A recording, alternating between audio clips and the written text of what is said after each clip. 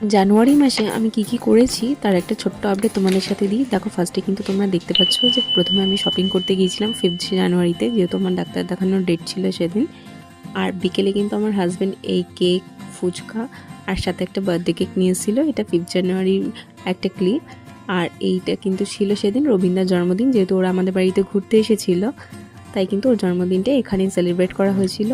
আর যেহেতু নামটা লেখা হয়নি, তাই আমি কিন্তু এখানে চকলেটটাকে একটুখানি গরম করে এখানে নাম লেখার চেষ্টা করেছি। এরপরে কিন্তু আমি ওর জন্য একটু পায়েস বানাচ্ছিলাম। আর এরপরে কিন্তু বার্থডেটা আমাদের বাড়িতেই সেলিব্রেট করেছিলাম। Happy birthday.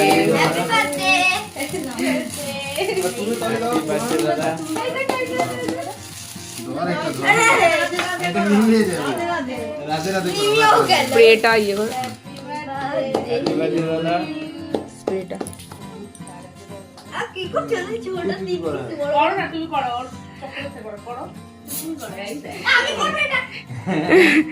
রবীন্দ্ররা কিন্তু 5 জানুয়ারিতেই চলে যাচ্ছিল, তাও আমার শাশুড়ি মা সকলে মিলে বলাতেও কিন্তু রয়ে গিয়েছিল। আর ওর বার্থডেটা আমরা এইভাবেই সকলে মিলে সেলিব্রেট করি। ছোটোখাটোর মধ্যে এইভাবেই সেলিব্রেট হয়েছিল। রাত্রে তো রান্না তোড়জোড় চলছিলই, কিন্তু আমার শরীরটা হয়তো আরেকটু ভালো থাকলে আরও কিছু বেটার করতে পারতাম। জানি না এটা ওর কতটা ভালো লেগেছে।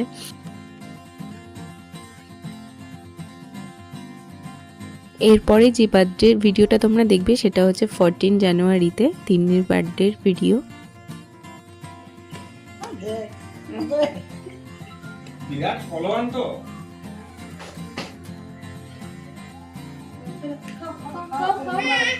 এদিকে এদিকে এদিকে।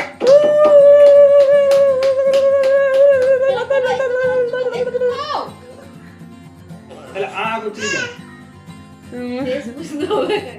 তো এটা ওর ফার্স্ট বার্থডে ছিল, তাই কিন্তু সেরকম কেক কাটার কোনো রিচুয়াল ছিল না। তাই ওর সামনে একটু পায়েস আর যেহেতু সেদিনকে পিঠে হয়েছিল, তাই পিঠে, চকলেট চিপস এসবই রাখা হয়েছিল। আর ও কিন্তু মোটেও পায়েস মুখে দিতে রাজি ছিল না। এইভাবেই ছোটোখাটোভাবে কিন্তু ওর দিনটা কেটেছিল। ভালো লাগলে একটা লাইক করো। দেখা হচ্ছে অন্য ভিডিওতে। টাটা।